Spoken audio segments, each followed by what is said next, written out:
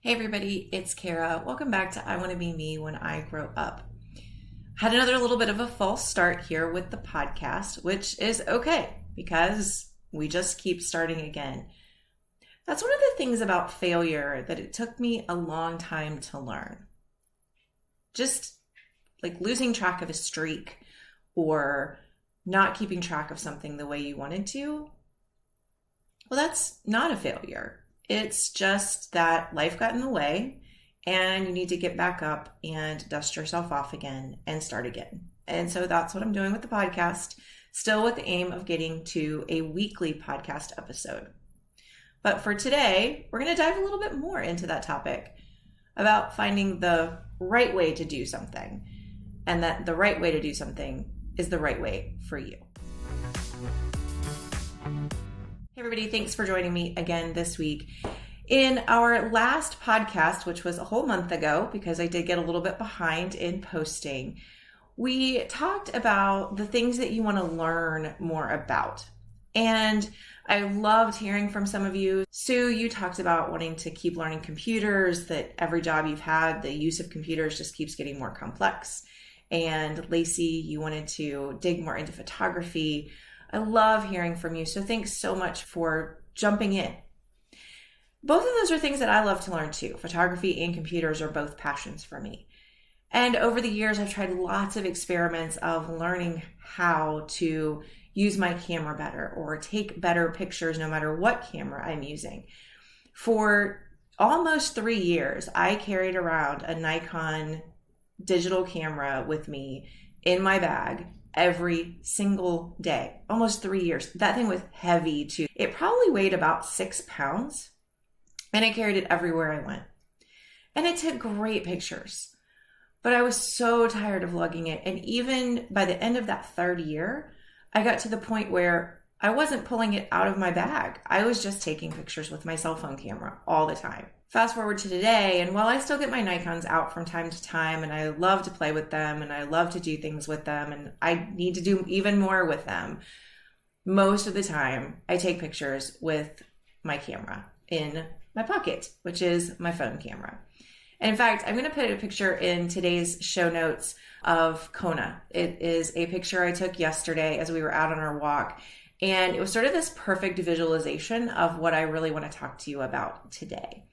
We were walking through our neighborhood, and I knew he was going to be in his crate for quite a long time because I had a bunch of errands and things to do last night. And so we came to the one-way sign at the other end of our neighborhood. Getting him to take a picture like that is a really good lesson in obedience training, because he has to sit, he has to wait, he has to look and do all of those things on command. And so I had him sit in front of the one-way sign. I'll even pull it up on my phone. If you're watching this on YouTube, you can see the picture. There he is, right in front of that one-way sign. And he's looking in the direction, well, he's looking at me at that moment, but he's looking in the direction of the one-way arrow. And it just made me think about the fact that there isn't one way. Yes, there is one way to do a roundabout right, and that's to follow all the signs and get in the right lane and do it. But there are so many things in life that we try to do in the right way, in air quotes, if you can't see the video, where there is no right way. The thing that I've been dealing with lately is journaling. I really want to start a journaling habit. And for so many years, I've tried to do it the right way. Whether it was waking up in the morning and doing morning pages, a la Julia Cameron's The Artist's Way, or whether it was sitting down at night before I go to bed and writing a few pages of memories in my journal. That was what I had in my mind as the way you had to do journaling.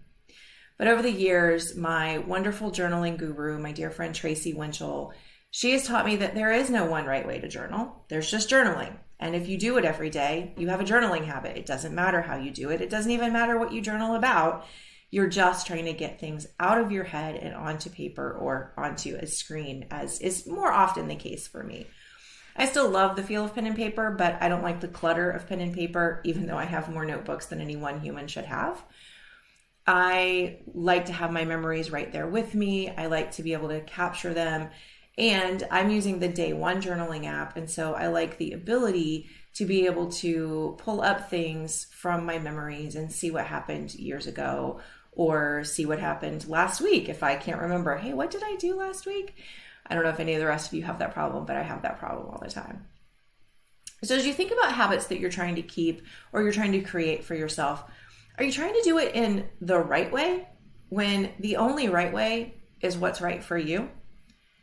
This, for me, has been a life-changing realization as I try to apply it to a habit.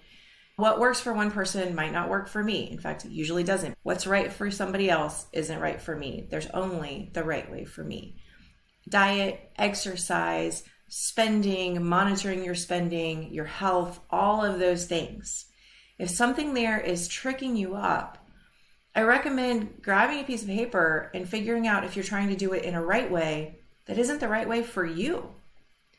So your question this week that I would love to hear from you on is there something where you realized that you were trying to do it the right way, and then when you changed and did it in the way that was right for you, that it worked? Or is there something else you want help thinking about, other ways you could do something that might be right for you if you're just not finding that on your own? I'm going to publish an article with some more resources on journaling in it if you want to check that out. And I will definitely put a link to my friend Tracy in the show notes for this as well. So be sure to check that out too. Until next week, everybody, I'm Kara. It was great to see you. Bye.